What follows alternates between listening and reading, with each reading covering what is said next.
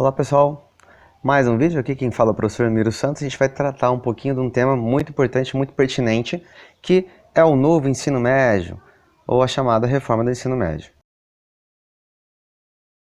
Bom, antes de a gente falar e evidenciar alguns elementos, os quais são elementos que definem, né, a estrutura desse novo ensino médio, é importante refletir muito rapidamente sobre o que alguns pesquisadores da educação estão falando, eles estão tratando e eles estão pensando ali sobre esse tema.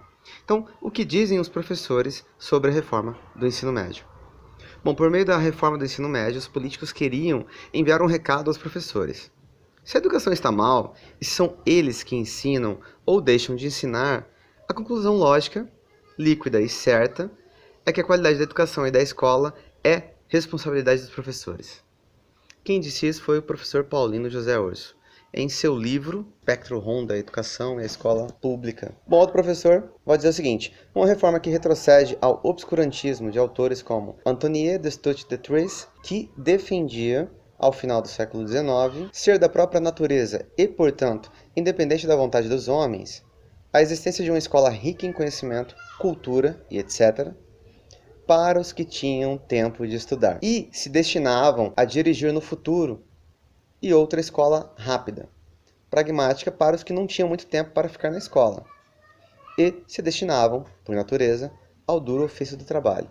Então isso aqui é um pensamento do século XVIII que ele se reproduz e ele se reifica em relação à educação tecnicista, à educação tradicional, ou uma educação para classes, castas, estamentos distintos. Então quem falou isso foi o Gaudêncio Frigoto, e é uma reflexão que a gente não pode deixar de lado. Outra coisa também, a gente está falando do quê? A gente está falando do ensino médio. O ensino médio, que é uma dimensão relacionada a quais alunos e a qual quantitativo de alunos. Bom, no contexto atual a gente pode dizer que há em torno de 7,5 milhões de estudantes matriculados nesta etapa do ensino do Brasil, que é o ensino médio. Em relação aos professores, a gente tem um total de 2 milhões e 600 mil professores. Claro que esse número varia, por vezes o censo do INEP ele vai dizer 2 milhões e 300 mil e mais alguma coisinha. E desses educadores, 80% são da educação básica. Então, pessoal, dito isso, a gente avança para tratar realmente da reforma do ensino médio. A reforma do ensino médio ela tem alguns pilares, algumas bases, alguns elementos que são importantes para que se forme, e se desenvolva esse chamado novo ensino médio. Então a primeira base é a seguinte, é a resolução número 3 do Conselho Nacional de Educação, que ela vai dizer que o currículo ele deve ser estruturado em duas partes, que é a formação geral básica, esse FGB, e os itinerários formativos, que de fato eles devem ser indissociáveis. Então tem que ter esses dois elementos, essas duas partes no currículo, segundo essa resolução. Outro elemento importante é a BNCC, que é a Base Nacional Comum Curricular, que ela foi difundida, defendida, foi realizada de maneira um tanto quanto emergencial, primeiro para a etapa do ensino fundamental e depois para a etapa do ensino médio. Que a BNCC, ela difunde, ela faz o quê? É uma alteração do currículo, com foco em competências, com foco em habilidades, e ela também, por si só, ela já é a gênese da base de alteração dos livros didáticos. Então, o PNLD de 2021 vai tratar dos novos livros didáticos para a educação básica, divididos em áreas. Então, a gente não vai ter mais o livro de história, o livro de filosofia, o livro de química, o livro de física, o livro de sociologia e assim sucessivamente. Nós teremos os livros por áreas do conhecimento. Então tudo isso é importante para a gente tentar entender um pouquinho a reforma do ensino médio. E também a dimensão da lei de alteração, a lei que deu base, é a número 13.415, lá de 2017, que ela vai alterar a LDB e faz alterações em relação a esse formato do ensino médio.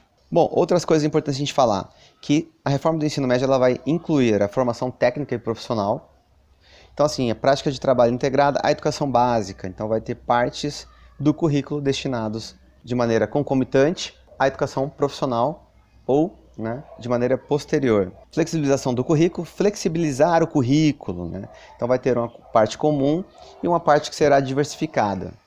E aí esses autores também fazem menção a essa crítica de qual que é o nível de flexibilização, e se isso se fará de maneira justa e igualitária nos vários rincões, nos vários Brasis que nós temos na contemporaneidade. E por fim, a carga horária. Então, outro elemento chave que pode cair em processo seletivo, em concurso. Então, uma coisa é o que está na lei, outra coisa é a nossa reflexão sobre os ditames, né, a normatividade dessa lei, que é a reforma do ensino médio, ou a BNCC, ou a resolução do Conselho Nacional de Educação. Mas o que a gente tem que saber? Alteração do currículo, alteração da carga horária e flexibilização do currículo. Então, a carga horária que você tinha antes de 800 horas anuais, ela vai para 1.800 horas na formação geral básica e 1.200 horas da formação dos itinerários formativos, dando um total de 3.000 horas para a etapa inteira do ensino médio. Então seriam 1.000 horas para o primeiro ano, 1.000 horas para o segundo ano e 1.000 horas para o terceiro ano do ensino médio.